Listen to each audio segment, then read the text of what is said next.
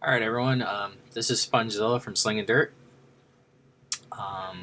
Christopher Peak had a number question that he was asking about.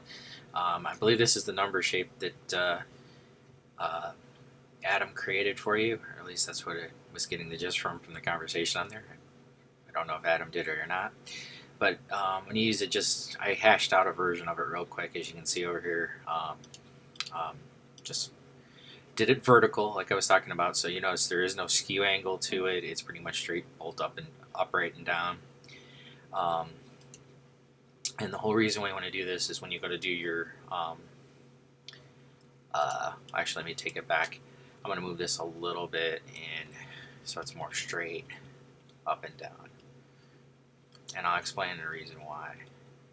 If you can get it where it looks closer to straight up and down, which that actually pretty much does now, when you're trying to do skew angles, this is what you want to do when you make your numbers.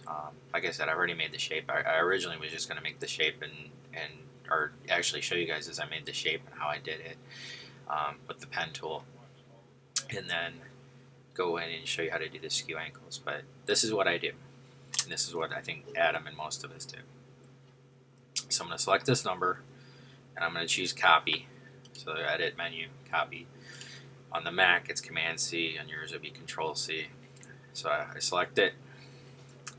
Now I'm going to paste, which is in my case Command V. In your case, it will be Control V. And you notice I have another version of the shape. So I'm going to bring that shape down here, move it over. Then I'm going to copy that shape again. I'm going to paste it back, which is Command B, and I'm going to move a shape over here too. So as you can see, I've got three versions of the shape. The reason I'm doing it is I just keep the original. I always generally keep the original over here in case I want to do some edits and redo the skews later on.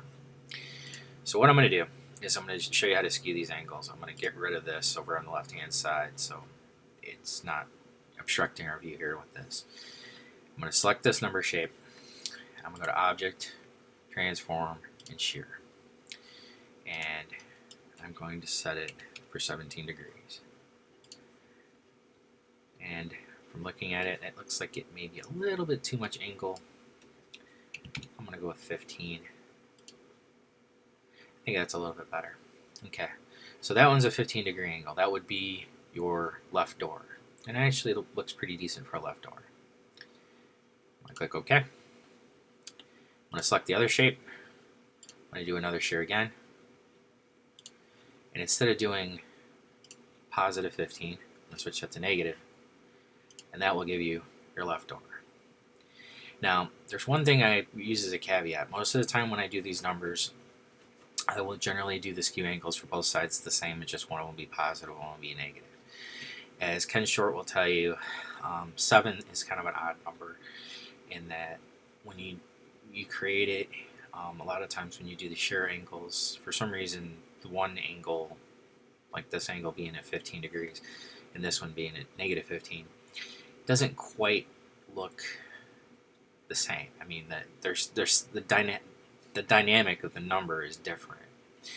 So my trick that I sometimes use is I might try going up a couple degrees and see if it makes it a difference. And in this case, I think 17, maybe 18 might be the trick. It's not going to be identical for both sides then, obviously. It's not an identical reverse version of the number in that regard in terms of the angles. But the dynamism of the numbers in both angles, the way that they're shaped, I think makes it look a lot better. So I'm going to keep that one and I'll show you. So that's just kind of a quick and dirty example of how you do that. And you can go back in and you can add your strokes, you can make a drop shadow for it and all that. I've already got tutorials for that up on YouTube already. But I just kind of want to throw this together real quick and give you an idea of how it is that we generally make our numbers. You always want to make them vertical like this to start with. So, hope that helps.